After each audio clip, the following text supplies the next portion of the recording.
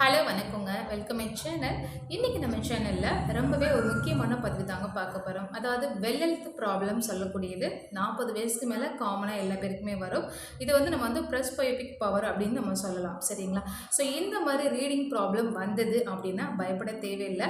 So mostly இந்த reading problem வந்ததுன்னா நிறைய பேருக்கு டவுட் இருக்கும். என்ன அப்படின்னா ஆப்ரேஷன் பண்ணணுமா? எப்பவுமே கிளாஸ் போடணுமா? இல்லை படிக்கிறதுக்கு மட்டும் யூஸ் பண்ணால் போதுமா? இல்லை சில பேருக்கு டவுட் இருக்கும். இது எப்போ இருந்து ஸ்டார்ட் ஆகும், எந்த வயசுலேருந்து ஸ்டார்ட் ஆகும் அப்படின்ற டவுட்டு நிறைய பேருக்கு நிறைய டவுட் இருக்கு இல்லைங்களா? ஸோ இன்னைக்கு அதை பற்றி தாங்க பார்க்க போகிறோம். ஸோ நம்ம சேனலுக்கு இப்போ தான் ஃபர்ஸ்ட் டைம் வரீங்க அப்படின்னா மறக்காமல் நம்ம ஆப்டிக்கல் அண்ட் ஹெல்த் விளாக்ஸ் மறக்காமல் சப்ஸ்கிரைப் பண்ணிக்கோங்க. வீடியோ எண்டிங்கில் வீடியோ பிடிச்சதுன்னா மறக்காமல் லைக் பண்ணுங்கள், மற்றவங்களுக்கு ஷேர் பண்ணுங்கள். ஓகேங்களா? ஸோ இப்போ வாங்க வீடியோக்குள்ளே போயிடலாம். ஸோ ஃபர்ஸ்ட் பார்த்தீங்கன்னா இந்த வெல் ஹெல்த் ப்ராப்ளம் அப்படின்றது ரீடிங், அதாவது பக்க பார்வை மங்கள தெரியுறதா பார்த்தோன்னா நம்ம வெல் ஹெல்த் ப்ராப்ளம், அதாவது பிரஸ்பயோபிக் பவர் அப்படின்னு நம்ம சொல்லுவோம். சரிங்களா? இந்த ரீடிங் ப்ராப்ளம் அப்படின்றது அபவ் 40 ஏஜுக்கு மேலே தாங்க வரும்.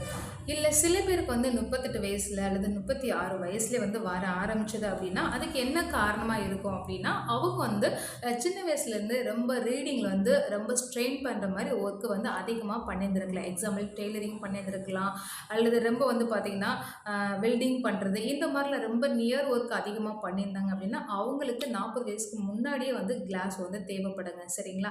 அண்ட் இன்னொரு கண்டிஷனில் எப்போ தேவைப்படும் அப்படின்னு பார்த்தோன்னா ஐஓஎல் சர்ஜரி.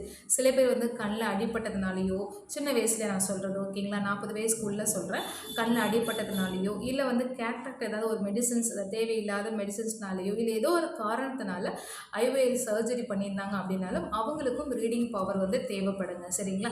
ஏன்னா ஐஓஎல் சர்ஜரின்றது மோஸ்ட்லி தூர பார்வை மட்டும்தான் கரெக்ட் பண்ண முடியும். ரீடிங் வேணாலும் கரெக்ட் பண்ணிக்கலாம், பட் அதுக்கு ஸ்பெஷல் லென்ஸ் போடுற மாதிரி இருக்கும். மோஸ்ட்லி அவ்வளோ சீக்கிரம் ரீடிங்க்கு டிஸ்டன்ஸ்க்கு சேர்த்து லென்ஸ் கொடுக்க மாட்டாங்க. மெயினாக தூர பார்வை மட்டும் தான் கரெக்ட் பண்ண முடியும். ஸோ அந்த மாதிரி இருக்கிற பட்சத்தில் நம்ம கண்டிப்பாக ரீடிங் கிளாஸ் போட்டு தாங்க ஆகணும். ஸோ இந்த ரீசனால தான் போடுவோம். ஓகேங்களா? ஸோ இப்போ உங்களுக்கு தெரிஞ்சிருக்கும் மெயினாக இந்த ரீடிங் ப்ராப்ளம் எப்போ வருதுன்றது. மெயினாக இது எதனால் வருது அப்படின்னு பார்த்தோன்னா நம்மளுடைய ஸ்கின் சுருங்குற மாதிரி வயசான பிறகு 40 வயசுக்கு மேலே நம்ம கண்ணுக்குள்ள இருக்கிற லென்ஸ் சுருங்கி விடுற தன்மை. ஓகேங்களா? அதாவது சிலியரி மசில்ஸ் சொல்லுவோம். அதோடைய வேலைகள் கொஞ்சம் கொஞ்சமாக கம்மியாக ஆரம்பிக்கும். அந்த சுருங்கி விடுற தன்மை கம்மியாக ஆரம்பிக்கும் பொழுது ரீடிங் ப்ராப்ளம்ன்றது வர ஆரம்பிக்கும். சரிங்களா?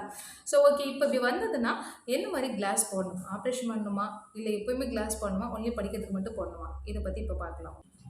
ஸோ இப்போ ஃபர்ஸ்ட் இந்த ரீடிங் ப்ராப்ளம் வந்தது அப்படின்னா நீங்கள் என்ன பண்ணணும், எப்போவுமே ஃபர்ஸ்ட் ஒரு ஐ டெஸ்ட் பண்ணிக்கிறது ரொம்ப ரொம்ப நல்லது. நீங்கள் ஹாஸ்பிட்டல் பேஸ் பண்ணாலும் சரி, இல்லை ஆப்டிக்கலில் பண்ணாலும் சரி, பட் கண்டிப்பாக ஐ டெஸ்ட் நீங்கள் பண்ணுறது ரொம்ப ரொம்ப நல்லது. ஓகேங்களா? ஸோ அப்போ தான் உங்களுக்கு என்ன ப்ராப்ளம்ன்றதை கரெக்டாக ஐடென்டிஃபை பண்ண முடியும். சரிங்களா? ஸோ ஓகே, நீங்கள் இப்போ ஐ டெஸ்ட் பண்ணிட்டீங்க, ரீடிங் ப்ராப்ளம் இருக்குது, அப்போ எப்படி கிளாஸ் யூஸ் பண்ணலாம்? ஏன்னா இல்லை எனக்கு சில பேருக்கு வெறும் படிக்கிறதுக்கு மட்டும்தான் தேவைப்படும், எப்போவுமே யூஸ் பண்ணுறதுக்கு லைக் பண்ண மாட்டாங்க. ஸோ அந்த மாதிரி இருக்கிறவங்களுக்கு ஜஸ்ட் நார்மலாக ரீடிங் கிளாஸ் மினிமம் ரொம்ப கம்மி ப்ரைஸ்லேயே படிக்கிறதுக்கு மட்டும் யூஸ் பண்ணிவிட்டு மற்ற நேரம் ரிமூவ் பண்ணி வச்சிடலாம். அது மாதிரி இருக்கும். அது ஜஸ்ட் ரீடிங் கிளாஸ் நம்ம சொல்லுவோம். ஸோ அந்த மாதிரி வேணாலும் நீங்கள் போட்டுக்கலாம். இது உங்களுடைய தேவைகளை பொறுத்து. ஓகேங்களா? எனக்கு தூர பார்வைக்கு நான் டிரைவிங் பண்ணும்போது மற்ற நேரம் எனக்கு வேண்டாம் அப்படின்னு நினச்சிங்கன்னா வெறும் ரீடிங் மட்டும் போட்டுக்கலாம். பட் ரீடிங் மட்டும் போடும்போது என்ன ஒரு டிஸ்அட்வான்டேஜ் அப்படின்னு பார்த்தீங்கன்னா, இப்போ ரீடிங் கிளாஸ் மட்டும் போட்டு நீங்கள் ரீடிங் படிக்கிறீங்க அப்படின்னா அதே சேம் டைம் சைமல்டேனியஸ்ல டிஸ்டன்ஸில் பார்க்க முடியாது. அப்போ நம்ம என்ன பண்ண வேண்டியது இருக்குன்னா, ரீடிங் கிளாஸ் நம்ம ரிமூவ் பண்ணிட்டோ அல்லது மேலே தூக்கி விட்டு அந்த மாதிரி தான் தூரத்தில் பார்க்க முடியுமே தவிர நீங்கள் அந்த கிளாஸே வேர் பண்ணிவிட்டு பார்க்க முடியாது. ஸோ அதுதான் அது மெயின் இருக்கக்கூடிய டிஸ்அட்வான்டேஜ். ஸோ அப்போ நம்ம கம்பல்சரி டிஸ்டன்ஸு சேர்ந்து இருக்கிற மாதிரி வாங்கிக்கலாம். ஆனால் யூஸ் பண்ணுறது நம்மளுக்கு எப்போ தேவையோ அந்த டைம் யூஸ் பண்ணிக்கலாம், மற்ற டைம் ரிமூவ் பண்ணி வச்சுக்கலாம். அந்த மாதிரி இருக்கிற மாதிரி நம்ம வாங்கிக்கணும். அதை எப்பவுமே பெஸ்ட்டு. ஓகேங்களா? ஏன்னா இப்போ ரீடிங் படிச்சுட்டு இருக்கும்போது சடனாக டிஸ்டன்ஸில் பார்ப்போம். ஸோ அடிக்கடி நம்ம ஃப்ரீக்வெண்ட்டாக ரிமூவ் பண்ணி பார்த்துட்டே இருக்க முடியாது இல்லைங்களா? ஸோ அப்படி இருக்க பட்சத்தில் நம்ம என்ன பண்ணலாம் அப்படின்னு பார்த்தீங்கன்னா, 2 டைப் ஆஃப் கிளாஸ் இருக்குங்க. ஒன்று பைஃபோக்கல் கிளாஸ் சொல்லுவோம், இன்னொன்று ப்ரோக்ரெசிவ் கிளாஸ். ஓகேங்களா? ஸோ பைஃபோக்கல் அப்படின்னா பார்த்தோன்னா உங்களுக்கு கண்ணாடி இருக்குது அப்படின்னா அதுக்குள்ளே ஒரு சின்னதாக ஆர்ச் மாதிரி கொடுத்துருப்பாங்க. அதுக்கு மேலே டிஸ்டன்ஸ்க்கு பார்க்கணும். ஸோ 2 பார்வைக்கு மட்டும் தான் பார்க்க முடியும். டிஸ்டன்ஸ்க்கு ரீடிங் மட்டும் பார்க்குற மாதிரி கொடுத்துருப்பாங்க. அது பைஃபோக்கல். பைஃபோக்கல்னால் 2 பார்வை. தூரத்துக்கும் ரீடிங் மட்டும் ஃபோக்கஸ் பண்ணி பார்க்கறனால வந்து பைஃபோக்கல் அப்படின்னு கொடுத்துருப்பாங்க. ஸோ அந்த மாதிரி லென்ஸ் வேணாலும் போட்டுக்கலாம்.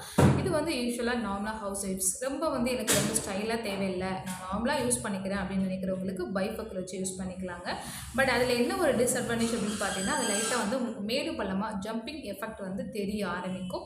அண்ட் லைட்டாக சின்னதாக ஒரு ஆர்ச் தெரியும். ஸோ அதனால் சில பேருக்கு வந்து காஸ்மெட்டிக் வைஸ் வந்து பார்த்தீங்க அப்படின்னா ப்ளைனாக யூஸ் பண்ணுறது பிடிக்கும் நிறைய பேருக்கு. ஸோ அந்த ஆர்ச் வந்து பிடிக்காது. அப்போ என்ன பண்ணுவாங்கன்னா ப்ரொக்ரெசிவ் லென்ஸ் வந்து அவங்க ட்ரை பண்ணலாம். ஓகேங்களா? ப்ரொக்ரெசிவ்ன்றது என்னென்னு பார்த்தீங்கன்னா உங்களுக்கு தூர பார்வை ரீடிங் எல்லாமே சேர்ந்து யூஸ் பண்ணிக்கலாம். ப்ளைனாக இருக்கும், சின்னதாக உள்ள ஆர்ச்சுமே எதுவுமே இல்லாமல் ப்ளைனாக இருக்கும். அதுக்கு பேர் தான் ப்ரொக்ரெசிவ் லென்ஸ். ஸோ நிறைய பேருக்கு வந்து சிஸ்டம் யூஸ் பண்ணுற மாதிரி இருந்தது அப்படின்னா, இல்லை எலக்ட்ரானிக் டிவைஸ் யூஸ் பண்ணுற மாதிரி இருக்குது, வேறு எது ஃபோனோ லேப்டாப்போ யூஸ் பண்ணுற மாதிரி இருக்குது அப்படின்னாலும், ஸோ எனக்கு வந்து ஆர்ச் பிடிக்காது அப்படின்னா கண்டிப்பாக வந்து ப்ரொக்ரெசிவ் லென்ஸ் யூஸ் பண்ணுறது ரொம்ப ரொம்ப நல்லது. அது வந்து உங்களுக்குள்ளே எந்த ஆர்ச் இருக்காது, ப்ளைனாக இருக்குது, பார்க்குறதுக்கு நார்மல் கிளாஸ் மாதிரி இருக்கும். ஸோ அந்த மாதிரி நீங்கள் வேணாலும் ட்ரை பண்ணி போட்டுக்கலாம். ஓகேங்களா? ஸோ இந்த ப்ரொக்ரெசிவ்ன்றது பட் மெயின் எனக்கு தெரிஞ்சு வந்து பார்த்தீங்கன்னா டிரைவர் வந்து அதிகமாக யூஸ் பண்ணுறதை அவாய்ட் பண்ணுறது நல்லது. அப்படி இன்கேஸ் போட்டிங்கன்னா ரொம்பவே ஒய்டராக இருக்கிற லென்ஸ் போடுறது ரொம்ப ரொம்ப நல்லது. ஓகேங்களா? ஸோ கண்டிப்பாக வந்து இந்த 3 விஷயம் தான் மெயின். ஸோ ரீடிங் 40 வயசுக்கு மேலே ஆயிடுச்சு அப்படின்னாலே அது வந்து ஏஜ் வைஸ் வர்றது தான். அதனால் வந்து ஹெல்த் வைஸ்னு பயப்பட வேண்டாம். ஹெல்த் வைஸ் இருந்தாலும் நம்ம இயற்கையான ஃபுட்டு நல்லா எடுத்துருந்தோம் அப்படின்னா கண்டிப்பாக வந்து இதை ப்ரிவென்ட் பண்ண முடியும். இருந்தாலும் வந்து இது 40 வயசுக்கு மேலே ஆகும்போது அண்ட் மோஸ்ட் ஆஃப் பேருக்கு வந்து கண்டிப்பாக ரீடிங் ப்ராப்ளம் வரதான் செய்யும் இப்போ இருக்கிற ஜென்ரேஷனில். ஸோ முடிஞ்ச வரைக்கும் வந்ததுன்னா பயப்பட வேண்டாம். ஸோ இந்த மாதிரி ஐ டெஸ்ட். ஸோ ஃப்ரெண்ட்ஸ், இந்த பதிவு வந்து உங்களுக்கு ரொம்பவே யூஸ்ஃபுல்லாக நினச்சிங்கன்னா மறக்காமல் நம்ம சேனல் வந்து சப்ஸ்கிரைப் பண்ணிக்கோங்க. இதுக்கு முன்னாடி நம்ம சேனலில் வந்துட்டு விஷன் வந்து 6/6னா என்ன, அண்ட் அதே மாதிரி வந்து கேட்ராக்ட்னா என்ன, கேட்ராக்ட் சர்ஜரி பண்ணும்போது பண்ண பிறகு என்னென்ன விஷயங்கள் ஃபாலோ பண்ணணும் பண்ணக்கூடாது, இதை பற்றி நான் நிறைய வீடியோக்கள் வந்து போட்டிருக்கேன். அது வேணும் அப்படின்றவங்க கண்டிப்பாக வந்து டிஸ்கிரிப்ஷன் பாக்ஸில் போய் பாருங்கள். ஸோ இந்த பதிவு உங்களுக்கு யூஸ்ஃபுல்லாக நினச்சிங்கன்னா மறக்காமல் நம்ம சேனல் வந்து சப்ஸ்கிரைப் பண்ணுங்கள், லைக் பண்ணுங்கள், ஷேர் பண்ணுங்கள். நன்றி.